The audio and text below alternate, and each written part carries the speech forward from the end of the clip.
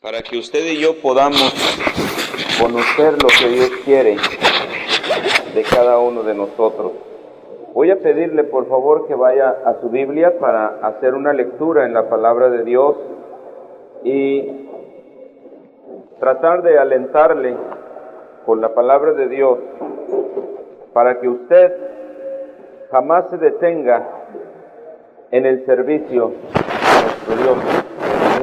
Va a haber miles de cosas que van a tratar de detenerlo siempre, porque el diablo no quiere que sirvamos al único Dios vivo y verdadero. Y hay muchas cosas en la palabra de Dios que Él nos habla a través de símbolos, a través de personajes, a través de infinidad de cosas, para que usted y yo nos demos cuenta que no somos los únicos que estamos batallando con nuestra vida, que no somos los únicos que vamos a tener situaciones difíciles que vencer, sino que hay ejemplos en la palabra de Dios para motivarnos a usted y a mí a nunca perder nuestra confianza y nuestro servicio en el Señor.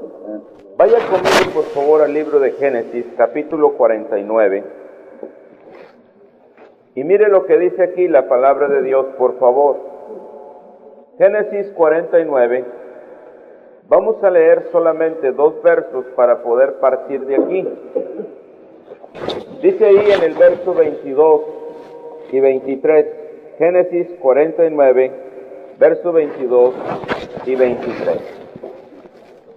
Me sigue con su vista, dice ahí, rama fructífera es José, rama fructífera junto a una fuente, cuyos vástagos se extienden sobre el muro. Le causaron amargura, le asaetearon y le aborrecieron los arqueros. José es un símbolo o un tipo de nuestro Señor Jesucristo. Y nos muestra aquí la palabra de Dios que no fue tan fácil para José ser fiel, pero siempre en todos los ámbitos de la vida Dios ha honrado la fidelidad. Y ser fiel se dice muy fácil con los labios, pero cuando llega la ocasión de demostrarlo, la mayoría se quedan a la mitad del camino. Tenemos que tomar ejemplos correctos para que nada ni nadie nos pueda separar de servir a nuestro Dios.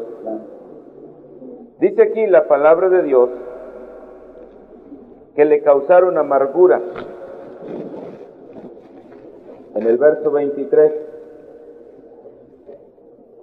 claramente vemos que hay un contraste que debemos de resaltar aquí, que es excepcional.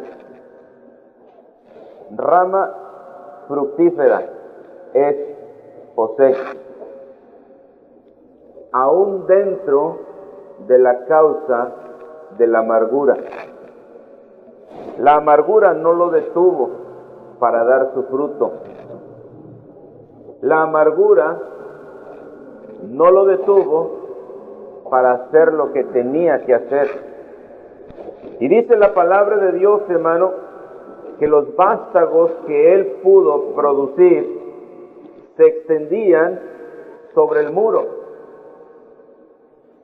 Esto, hermano, es como si fuera una enredadera que los frutos cuelgan aún a través de alguien que le está causando amargura.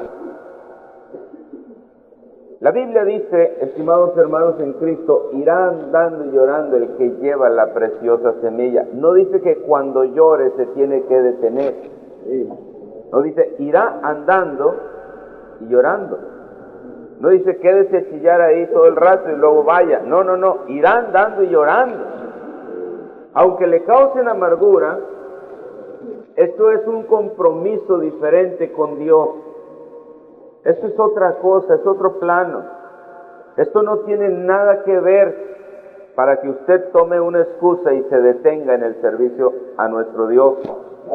Dice la Biblia aquí, hermano, en el verso siguiente que vamos a leer, que es importante que usted lo vea, dele vueltecita hacia atrás, y en el capítulo 37, quiero que vean los primeros 4 versos, hermano, la situación real de este hombre, que es un ejemplo, un tipo, una sombra de nuestro Señor Jesucristo. Génesis 37 dice ahí el verso 1, habitó Jacob en la tierra donde había morado su padre, en la tierra de Canaán. Esta es la historia de la familia de Jacob.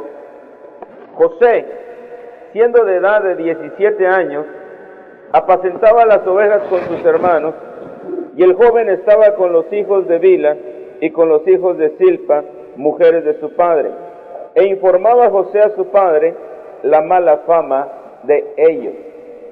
Tome en cuenta, hermano, que ser fiel a su padre va mucho más allá de lo que la gente tiene en mente. Ser fiel a nuestro Padre Celestial va mucho más allá de lo que los cristianos tienen en mente. Hay mucha gente dentro de la familia de Dios que no es fiel, pero la fidelidad debe de ser a nuestro Padre. Y dice el verso siguiente, amaba Israel a José más que a todos sus hijos, porque lo había tenido en su vejez, e hizo una túnica de diversos colores. Y viendo sus hermanos que su padre lo amaba más que a todos sus hermanos, vean la amargura por la cual el hermano estaba pasando. Le aborrecían y no podían hablarle pacíficamente. Cuando una persona es fiel a Dios, la Biblia dice que los primeros enemigos serán los de su propia casa. Y aún estamos hablando de gente con el mismo pensamiento de creer en la misma salvación.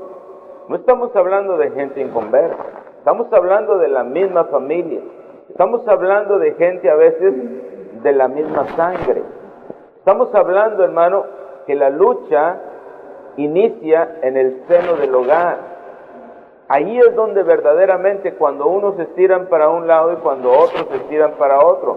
Cuando usted quiere serle fiel a Dios y cuando otros no lo quieren ser. Todo aquel que quiera vivir piadosamente, dice la Biblia, va a recibir persecución. Usted tiene que tener en mente que está en una lucha, que está en una guerra. Esto no es fácil. Es todos los días tomar decisiones. ¿Qué voy a hacer? ¿Voy a serle fiel a Dios o voy a hacer lo que mi carne quiere? Usted tiene que tomar la decisión. Vea lo que dice el verso 11 ahí mismo, por favor. Y sus hermanos, porque él era fiel, porque él informaba a todo a su padre, le tenían envidia, dice aquí. Y sus hermanos, ¿está conmigo en el 11? Le tenían envidia, mas su padre meditaba en esto. Mire, tener problemas con gente extraña lo podemos superar. Porque si usted sabe que algún extraño le tiene envidia, le aborrece, habla mal de usted, usted le sacará la vuelta, buscará la forma de enfrentarlo y no hay ningún problema. Pero tener problemas con la misma sangre, con la misma familia, con gente que es de su propia familia, eso es muy complicado de enfrentar. Nosotros no tenemos problemas con gente alcohólica, borracha, con gente de fuera, con gente que tiene perversidad en su mente, en su manera de vivir. Los enfrentamos con la palabra de Dios y tratamos de ayudarlos. Pero cuando hay problemas entre la familia en Cristo, cuando hay problemas entre la propia familia, es algo muy difícil de enfrentar. Y ahí es donde mucha gente se detiene. Es que mi hijo, mi hija, mi papá, mi mamá, es que los hermanos en Cristo me causaron amargura. Pero dígame una cosa, ¿José dejó de dar fruto aún dentro de la amargura? Es muy fácil decir, oh, es que yo soy fiel a Dios. Mire, hermano, la fidelidad no se muestra con palabras, se muestra con lo que usted dé de fruto. Quiero que vaya conmigo al Evangelio de Juan, pero sin perder ahí el libro de Génesis. Vaya conmigo al Evangelio de Juan y quiero que vean el capítulo 15, por favor, lo que dice ahí la palabra de Dios. Dice ahí, hermano, en el verso 8, cualquier cosa que usted haga, piensa que a lo mejor usted está glorificando a Dios, pero no hay cosa que glorifique más a Dios que este verso, que es el 8 mencionado aquí. En esto es glorificado mi Padre. ¿En qué? Que deis mucho fruto. Y seáis así mis discípulos. Es fácil decir yo creo en Cristo, es fácil decir yo soy fiel. Con palabras podemos decir muchas cosas, pero el parámetro que Dios mira es cuánto fruto estás llevando en tu vida, a pesar de los problemas, a pesar de las limitaciones, a pesar de la falta de trabajo, a pesar de la amargura que te cause quien te la cause. ¿Estás llevando fruto? Y haga un examen de conciencia cada uno de ustedes y analice un poquito el mes pasado, 2 meses atrás, 3 meses atrás, y llegamos al inicio probablemente del año o el año pasado. ¿Cuánto fruto usted llevó para el Señor Jesucristo?